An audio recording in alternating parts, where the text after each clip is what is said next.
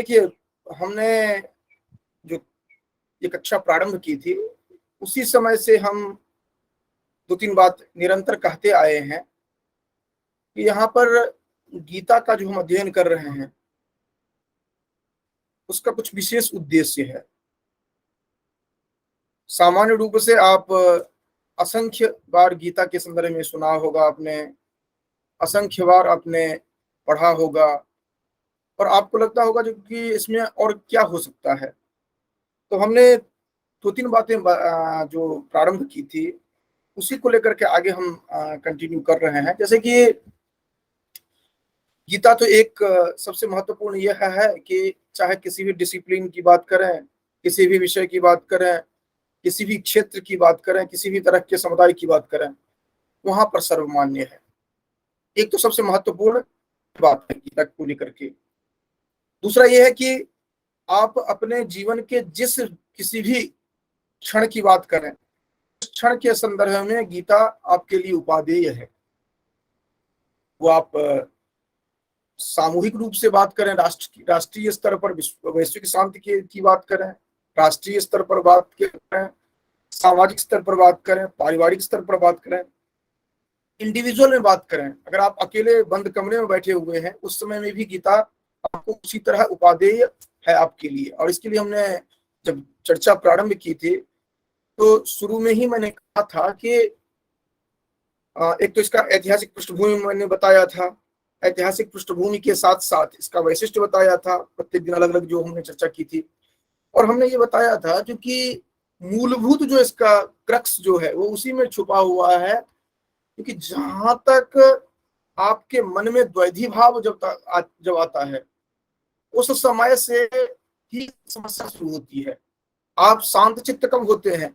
जब द्वैधी भाव नहीं रहता है, तो बिल्कुल फ्रेश आप फील करते हैं। जैसे कि आप 2-3 घंटे सोकर उठते हैं और आप जब फिर अच्छी नींद हुई होती है, तो आप कहते हैं ना, जो सुखम अहम स्वाप समझो कहा गया है वेदांत में भी, वो स्थिति होती है जिसमें आपको पता नहीं चलता है कि सुबह है या शाम है, और इतना बेहतर तरीके से सोए होते हैं। तो उस समय में आपके मन में कुछ नहीं चल रहा होता है। और उसी को अगर हम ओंकार की बात करें, या प्रणवाक्षर की बात करें, या हम जो औरा होता है आभा मंडल उसकी बात करें, तो वहां भी आकर यही बात होती है कि जब आप एक साम्यावस्था में होते हैं, तो उस समय में आपको किसी तरह की कोई समस्या नहीं होती है।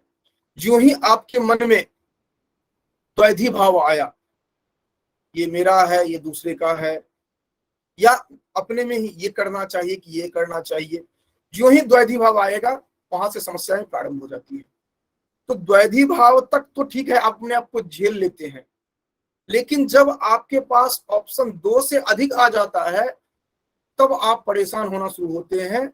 और तब आप कहते हैं जो मेरा सर दर्द कर रहा है, मेरा ये हो रहा है, मेरा वो हो रहा है, वो फिर शुरू हो जाता है। क्योंकि आप में जो क्षमता है, वो क्षमता है कि 2 तक को आप हैंडल कर सकते हैं, अधिक से अधिक कोई 3 को हैंडल कर लेता है, 4 को हैंडल कर ले समस्याओं को। लेकिन जब एक साथ बहुत सारे आ जाते हैं, तो फिर आप संभालने वाले नहीं होते हैं। और तब क्या दिक्कत आती है? तो हमने प्रथम अध्याय में यही पढ़ा था, क्योंकि अर्जुन एक जोश के साथ पहुंचता है जो कि हाँ हम युद्ध करेंगे। कृष्ण को कहता भी है जो कि सेनयोर मध्य स्थापित, ये सेनयोर मध्य रथम स्थापय में च्युत। और इतना ही नहीं, कृष्ण जाकर के बीचों बीच में रख भी देते हैं, रखते हैं वो सभी को तान समीक्ष, सभी जितने भी हैं सगे संबंधी, उनको देखता है वह। क्योंकि वह एक प्रक्रिया है जो कि जब आप युद्ध क्षेत्र में जाते हैं तो अनिवार्य रूप से आपको देखना होता है, क्योंकि आपको किसके साथ युद्ध करना है, आपका अपना सामर्थ्य क्या है, सामने वाले का क्या सामर्थ्य है, ये सब एक रणनीति है।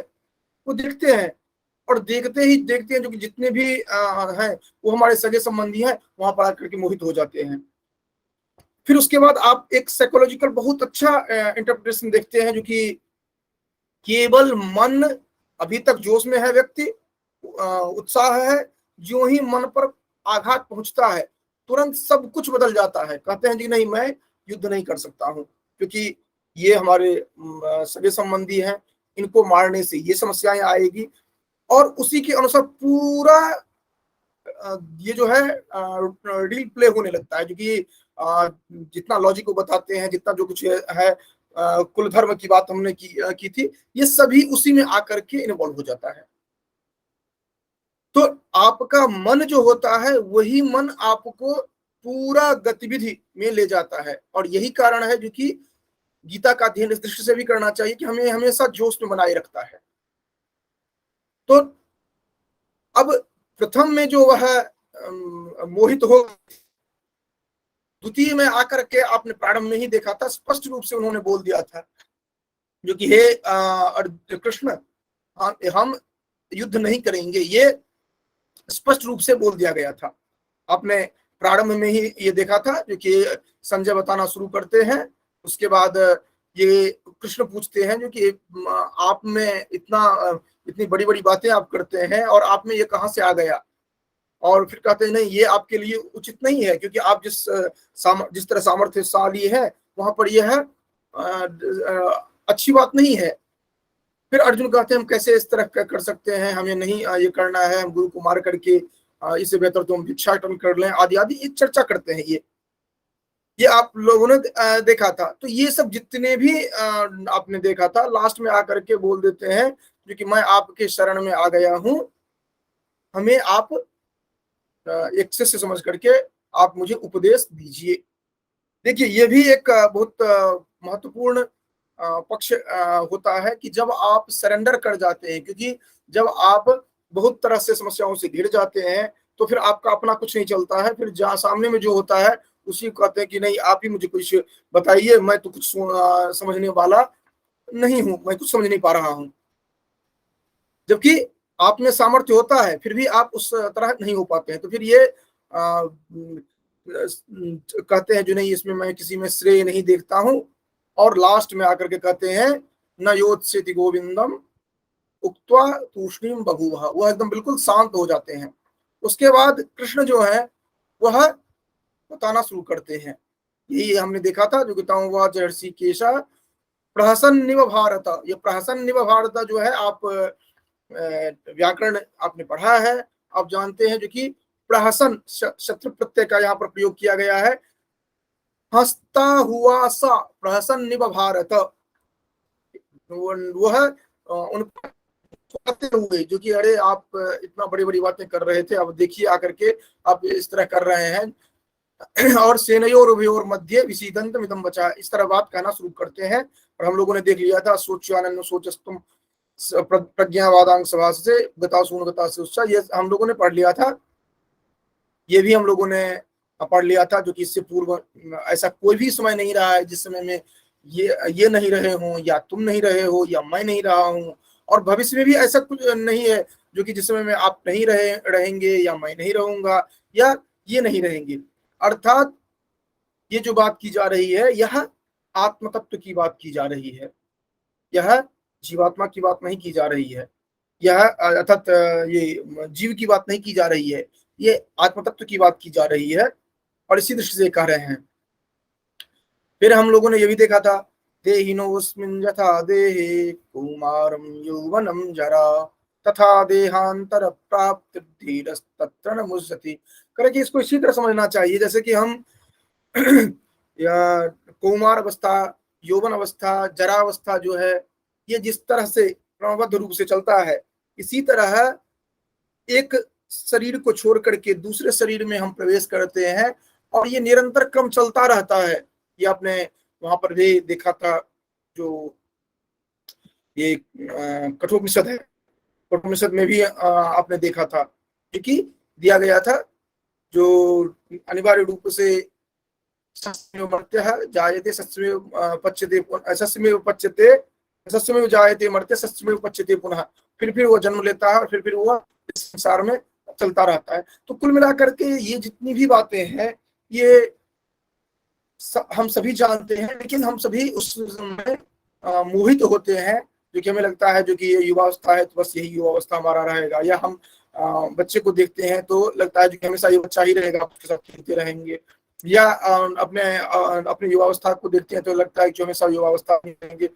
वस्तुतः ये एक क्रम है, अगर आप अपने बचपन से लेकर के अभी तक की स्थिति को देखिए तो आपको एक लगेगा जो कि नहीं, ये तो एक क्रम है, ये किसी के लिए फिक्स नहीं है, और हर क्षण हमारे शरीर में परिवर्तन होता है, और वही परिवर्तन होते होते अंत में जाकर के जरा मरण की ओर ले जाता है। ये वो जो बौद्ध में आप द्वादशांग चक्र देखते हैं, या फिर यहाँ पर आपने ये देहिनोस्मिन् यथा देहे कौमारम यौवनम जरा की बात करते हैं। ये निरंतर ऐसे ही ये आप देखते चलते हैं। और अगर इससे भी बेहतर तरीके से समझना हो तो यक्ष जो प्रश्न करता है, किनसे, युधिष्ठिर से, तो उसका जवाब ये देते हैं, जो कि कहते हैं जो कि सबसे महत्वपूर्ण, सबसे बड़ी आश्चर्य की बात क्या है, तो कहते हैं कि कहते हैं जो कि अहन्यनि भूतानि है जमालय अपरे स्थातुमिच्छन्ति किम आश्चर्य मतः परम। कारण जी कि प्रत्येक दिन अहन्य प्रत्येक दिन भूतान, ये जीव जो है वह यमालय को, मृत्यु को प्राप्त होते हैं, लेकिन फिर भी जो बचे हुए हैं उनको ऐसा लगता है कि मैं कभी भी मरूंगा ही नहीं, हमेशा यही रहूंगा। और इसी को अगर आप वहां पर देखते हैं, हितोपदेश में देखते हैं, तो वहां पर स्पष्ट रूप से कहते हैं अजरामरवत् प्राज्ञो विद्यामर्थं च चिन्तयेत् गृहीतैव केशेषु मृत्युना धर्ममाचरेत्। जो व्यावहारिक पक्ष को भी बताते हैं, जो कि अजरामरवत् प्राज्ञो विद्यामर्थं च चिन्तयेत्, अजर अमर अपने को मानते हुए जो विद्वान व्यक्ति होता है, बुद्धिमान व्यक्ति होता है, वह विद्याम अर्थम च चिन्तयेत्, विद्या का चिंतन करना चाहिए और अर्थ का चिंतन करना चाहिए, ऐसे मान करके जो कि मैं हमेशा यहीं पर हूं। लेकिन गृहीत इव केशेषु मृत्युना धर्मम आचरेत्, और मृत्यु ने हमें पकड़ लिया है, मेरे केश को पकड़ लिया है, ये मान करके अपना कर्तव्य का पालन करना चाहिए। तो ये यहाँ पर देहिनोस्मिन् यथा देहे, ये हम लोगों ने इस तरह देखा था। इसके साथ साथ हमने ये भी देखा था मात्रा स्पर्शास्तु कौन्तेय शीतोष्ण सुख दुःखदा आगमापायिनो नित्यांस्तांस्तदीक्षस्व भारत। ये भी हमने देखा था जो कि ये जो जो आपके अनुकूल होता है वो आपको, आपके लिए सुखकारी होता है, जो आपके प्रतिकूल होता है उसको आप दुखकारी समझते हैं, ये आपने देखा था।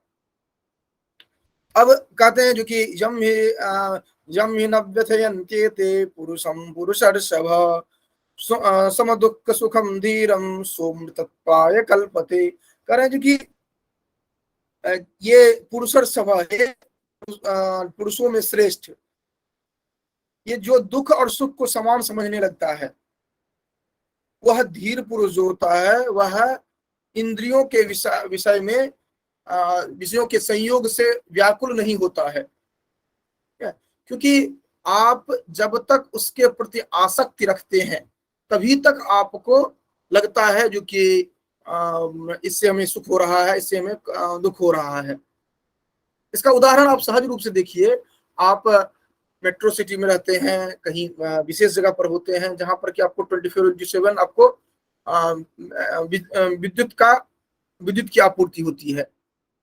लेकिन कभी कभार कल्पना करिए कि जिस समय में बिजली बिल्कुल नहीं है, आप किसी गांव में देखिए जहां पर बिल्कुल बिजली नहीं है या नहीं कभी आती है जाती है, वहां पर भी लोग सहजतया रहते हैं। जैसे एक आलीशान बंगले में रहते हैं, वैसे वो सामान्य रूप से एक अपने घर में आपसे बेहतर तरीके से रहते हैं। वो क्यों? क्योंकि उन्होंने अपने आप को उस तरह से एडजस्ट कर लिया है, नहीं बिजली रहे ना रहे कोई दिक्कत नहीं है। आपको पता है कि बिजली अगर 24 घंटे ना रहे तो आपका टोटल कार्य ठप हो जाता है, आपका लैपटॉप बंद है, मोबाइल बंद है, आपका जीवन पूरा पूरी एक लगता है स्थगित हो गया है। आप कल्पना 1 मिनट के लिए करिए जो कि कल के बाद ऐसा हो जो कि निरंतर बिजली आए ही नहीं 1 महीने तक, तो क्या आपका जिंदगी चलने वाली नहीं है? सहज रूप से वैसे ही चलने वाली है। केवल जो आपकी जो समस्याएं जितनी है वो थोड़ा अंतर उसमें आ जाएगा। हेलो, हाँ विश्वेश, अभी मैं कक्षा में हूँ, मैं 9 बजे के बाद बात कर लेता हूँ। अच्छा ये बात ना। तो ये जो है ये हमें ध्यान में रखना होता है, ठीक ना, ये चीज है। तो इस कारण से ये जो कहा गया है, जो कि सुख दुख जो है उसको जब समान रूप से लोग मानने लगते हैं, तो वही सोमृतत्वाय कल्पते, वही जो होता है वह मोक्ष के योग्य हो पाता है। उसके बाद है ना सतो विद्यते, ये महत्वपूर्ण है, ना सतो विद्यते भावो ना भावो विद्यते सतः उभयोरपि दृष्टोन्यस्तनयोस्तत्तदर्शिवे। करें कि असत वस्तु की तो सत्ता नहीं है। अब ये सांख्य दर्शन आपने पढ़ा होगा, आप उससे इसको मिलाने का प्रयास करेंगे तो आपको सारी रूप से दिखेगा। कह रहे हैं कि जो असत है, न असत, असत जो है उसकी सत्ता नहीं है और सत का अभाव नहीं है। ये इस प्रकार दोनों को ही तत्वज्ञानी जो होते हैं उनके द्वारा देखा जाता है। अर्थात जो कभी नहीं रहा है वो अस्तित्व में नहीं है, और सत जो है त्रिकालिक सत, उसका अभाव नहीं है। जो इन दोनों को देखने वाले होते हैं वही वस्तुतः तत्वज्ञानी, ये तत्वज्ञानी जो होते हैं वही देख पाते हैं। क्योंकि अन्य जो होते हैं वो तो ये देखते हैं कि हाँ ये कल नहीं रहेगा, ये मृत्यु को प्राप्त करेगा, ये जीर्ण हो जाएगा।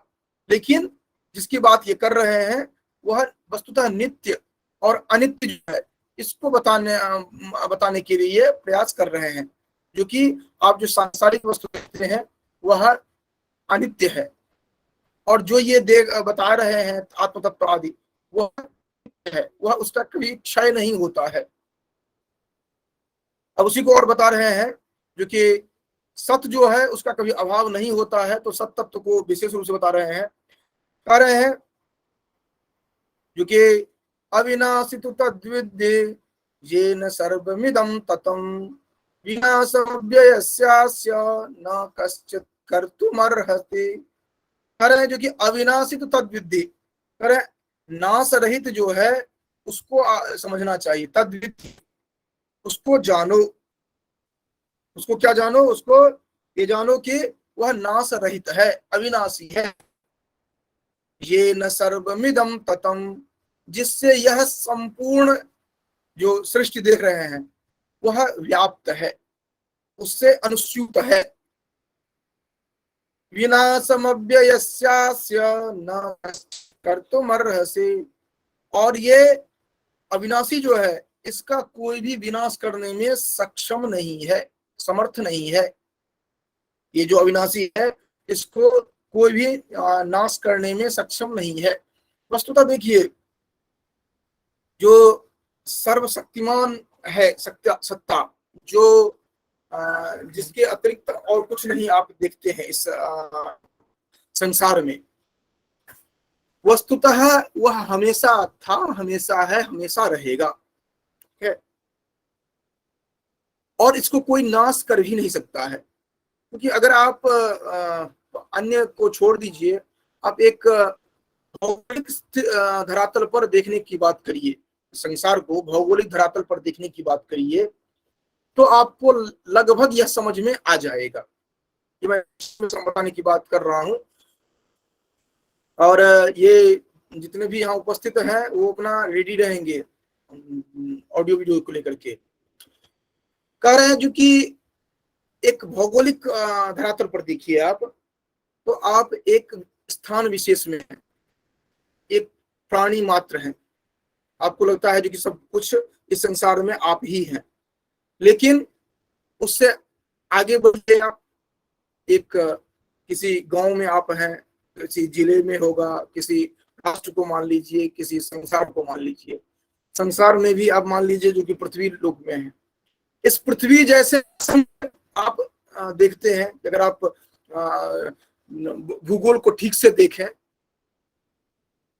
उससे आगे आप बढ़िए, आप बढ़ते बढ़ते चले जाइए, आप मंदाकिनी तक चले जाइए, और आप जितना आगे बढ़ते जाएंगे आपको उसके विषय में एक तो जानकारी भी सहजतया प्राप्त हो सकती है। और आप देखेंगे जो कि हम 60-70 साल की बात करते हैं, यहाँ तो प्रकाश वर्ष से स्टार्ट ही होता है गणना।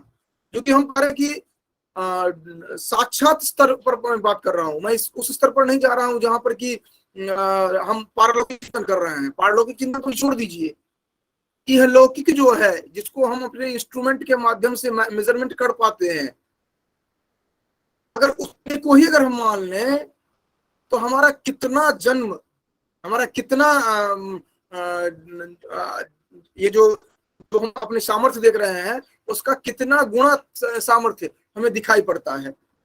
तो चूंकि ये होता है कि हम अपने आप को नैरो मैंडेट कर लेते हैं और अपने आप को वहीं तक सीमित कर लेते हैं, जब यहीं तक है तब आपको दिखता है ये है, ये है, ये है हमारा ना। तो इसीलिए जितना व्यापक आप करेंगे उतना आपको दिखाई पड़ेगा, इतना और आपको समझ में आएगा। अभी बता रहे हैं जो कि सत्य को तो इन्होंने बता दिया है यहाँ पर, जो कि सत्य क्या है, सत्य मतलब त्रैकालिक सत्ता जिसकी है। अब असत की बात कर रहे हैं। अंतवंत इमे देहा नित्यस्योक्ता शरीरिणः अनाशिनो प्रमेयस्य तस्माद्युध्यस्व भारत। करें अंतवंत इमे देहा, ये जो शरीर है, देह जो है, ये क्या है, अंतवान है। ये देह अंतवान, देहो देहा अंतवंत अंतवंतो अंत, ये अंतवान अंतवंतो अंतवंत सत्र प्रत्यय आप देखिए इसमें। तो अंतवान है यह देह, इमे देहा ना, ये अदस्पद है बहुवचन में, प्रथमा बहुवचन में। तो इमे देहा अंतवंत है, ये जो है अंतवान है, अर्थात ये शरीर जो है यह नाशवान है। नित्यस्योक्ता शरीरिणः, और शरीरी जो है अर्थात जीवात्मा जो है ये नित्य है, नित्य कहे गए हैं। अनाशिनो प्रमेयस्य, जो नाश नहीं होने वाला है। अनाशिनो प्रमेयस्य, जो अप्रमेय है। तस्मात् युद्धस्व भारत, तस्मात् युद्धस्व, उसके लिए आप युद्ध करिए, उसको आप समझ करके हे भारतवंशी आप इसके लिए युद्ध करिए। इन दोनों में जो बाइफर्केशन है इसको आप ठीक से समझिए और आप युद्ध करिए। और फिर एक महत्वपूर्ण श्लोक आ जाता है आपका, यैनं वेत्ति हन्तारं यश्चैनं मन्यते हतम् उभौ तौ न विजानीतो नायं हन्ति न हन्यते। यैनं वेत्ति हन्तारं यश्चैनं मन्यते हतम् उभौ तौ न विजानीतो नायं हन्ति न हन्यते। कह रहे हैं जो कि ये जो देख रहे हैं आप आत्मा को, ये जिसको आप, इसको आप मारने वाला जो समझते हैं और जो इसको मारता है, ये दोनों ही नहीं जानते हैं वास्तव में आत्मा को तो न तो कोई मार सकता है और न ही वह किसी के द्वारा मारा जा सकता है। जो एनम वेत्ति हन्तारं, जो इस आत्मा को मारने वाला समझता है या इसको मारा जाने वाला समझता है, वो नहीं समझ पाते कि ये न तो किसी को मारता है और न ही किसी के द्वारा मारा जा सकता है, ठीक है। तो ये दोनों ही ध्यान में रखने वाला है, क्योंकि ये आत्म तत्व जो है वस्तुतः क्या हो रहा है, जो कि आप यहाँ पर सांख्य में जो जैसे आपने देखा है ना, पुरुष प्रकृति जैसे वहां पर दिया गया व्यक्ता व्यक्त विज्ञानात्, ठीक वही यहाँ पर समझाने की बात कर रहे हैं, क्योंकि पुरुष को आप समझिए और प्रकृति को आप समझिए। क्या तो यहाँ पर जो शरीर है, ये शरीर जो देख रहे हैं वह तो अनित्य है, और जबकि आत्मा जो देख रहे हैं वो नित्य देख रहे हैं। तो इस कारण से आप इन दोनों में बाइफर्केशन समझिए। देखिए ये एक एक श्लोक जो है इसको आप डेप्थ में जाकर के और भी पढ़ सकते हैं। मैंने प्रारंभ में ही आपको बताया था, क्योंकि आप दो ग्रंथ आपको मैंने प्रिस्क्राइब किया था। एक तो ये साधक संजीवनी जो है, ये चूंकि आप स्टार्टिंग पॉइंट में है, इस कारण से आपके लिए बहुत ही उपादेय ग्रंथ रहेगा। एक साधक संजीवनी जो है गीता प्रेस से उपलब्ध जो है, ये आपके लिए उपादेय रहेगा। दूसरा ये है कि गीता प्रेस से ही उपलब्ध है शांकर भाष्य सहित, ये दो आप रखिए। अगर आप आंग्ल भाषा में चाहते हैं तो शंकर भाष्य इंग्लिश कमेंट्री के साथ ये उपलब्ध है, इसको आप देख सकते हैं, इसको आप समझ सकते हैं, ठीक है। ये इस तरह से आप आपके लिए उपादेय रहेगा, क्योंकि यहाँ पर हमें चूंकि फास्ट भी चलना है, द्वितीय तृतीय अध्याय जो अलग अलग पाठ्यक्रम में लगे हुए हैं इनको तो हम थोड़ा थोड़ा और भी इस तरह देख रहे हैं, अन्यथा हम फास्टली चलेंगे क्योंकि हमें संपूर्ण 18 अध्याय को देखना है। तो फिर जो जो महत्वपूर्ण होंगे उन्हीं को लेकर के हम चलेंगे। और हम ये भी चाह रहे हैं इसमें जो कि आप गीता का जो कोर कॉन्सेप्ट है, मूलभूत अवधारणा जो है उसको समझ लें, उसके बाद तो आप पढ़ते रहेंगे कि जिंदगी भर आपके लिए है पढ़ने के लिए। क्योंकि होता क्या है कि गीता के बारे में हम सभी जानते हैं कि हम सब कुछ जान ही रहे हैं, लेकिन वस्तुतः अगर आपसे अगर एक भी श्लोक दे दिया जाए और समझाने के लिए कहा जाए तो वहां पर आकर के आप अटक जाते हैं। तो आप पूर्णतः अगर क्लियर रहता है तो आपके लिए अच्छा रहेगा। अब देखिए ये जो श्लोक है, न जायते, 11 मिनट और इस कक्षा में रहूंगा, उसके बाद फिर वो दूसरी कक्षा जो है जो व्याकरण वाली कक्षा है उसमें हम जुड़ जाएंगे। वैसे भी व्यक्ति जो अभी भी जो जुड़ने वाले होंगे वो वहां पर अपना जुड़ रहे होंगे, उनको मैंने ऑन कर दिया है, लेकिन यहाँ पर अभी रहेंगे हम 11 मिनट और रहेंगे।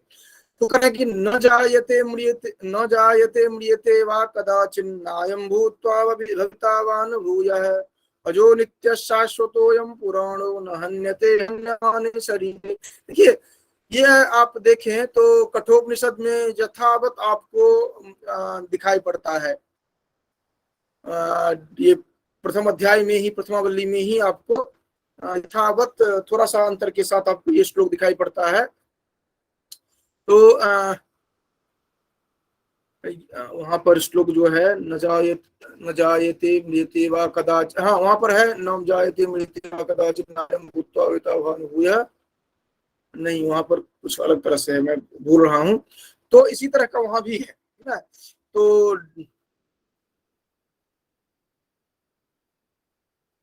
वहां भी है, इसके साथ साथ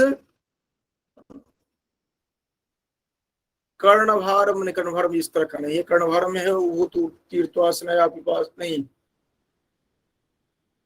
वो मोतालोके नास्ति निष्फलता रणे इस तरह करके है, लेकिन वो ये श्लोक नहीं, दूसरा श्लोक है वो। तो कह रहे हैं कि न जायते म्रियते कदाचित्, कह रहे हैं कि यह तो न तो कभी जन्म होता है इसका, न कभी मृत्यु को प्राप्त होता है, अर्थात नहीं होता है, इसका अभिप्राय हो गया जो कि त्रैकालिक बात हो रही है। और कदाचित नायम भूत्वा भवितावान भूया, न तो कभी ये उत्पन्न होकर के फिर उत्पन्न होता है, फिर उत्पन्न होता है, और ये अज है, नित्य है, शाश्वत है, पुरातन है, और ये शरीर के मारे जाने पर भी नहीं मारा जाता है। देखिए ये आत्म तत्व जो है ये एक बहुत ही महत्वपूर्ण अवधारणा है। ये इस तरह का कोर कॉन्सेप्ट है जो जब आप कर्मफल की बात करते हैं या भारतीय संस्कृति की बात करें तो दो तीन बातें बहुत ही महत्वपूर्ण हो जाती है जो आपको स्ट्रांगली आपके तर्क को बांध करके रखती है। जैसे कि आप कर्म सिद्धांत जो कहते हैं, कर्म सिद्धांत को अगर आप प्रतिपादित करना चाहते हैं तो ये आत्म तत्व को आपको मानना पड़ेगा। और जहां पर आप पूर्णतः सरेंडर कर जाते हैं, जिसके बाद आप कुछ नहीं बता पाएंगे, वहां पर आकर के ये आत्म तत्व ही आपको बचाता है। ठीक है। तो जैसे कि एक सामान्य सा प्रश्न है, देखिए आत्म तत्व की बात हम करते हैं तो प्रथमतः वो तो पैदा हुआ होगा, किसी में तो आत्म तत्व आया होगा, उससे पूर्व आत्म तत्व की क्या अवस्थिति रही होगी, आदि जो है। तो ये सार्वकालिक जो ही इसको बोल दिया गया तो उसके बाद फिर आप कोई क्वेश्चन कर ही नहीं सकते हैं, भले शरीर कोई रहा हो ना रहा हो, लेकिन आत्म तत्व हमेशा के लिए रहा है। अगर ये कह दिया जाए जो कि सृष्टि के आरंभ से ही है, अगर कुछ ऐसा पॉइंट दे दिया जाए तो फिर आप फंसने लगते हैं, और कर्म सिद्धांत को भी व्याख्यायित करते हैं। ठीक है। तो ये जो कोर कॉन्सेप्ट है इंडियन कल्चर से रिलेटेड, वो आपको बहुत ही सोच समझ करके डिफाइन किया गया है। अब हम या आप इस आत्म तत्व को माने या न माने, लेकिन एक कॉन्सेप्ट के रूप में तो मानना पड़ेगा ही पड़ेगा, उसके बिना काम नहीं हो सकता है।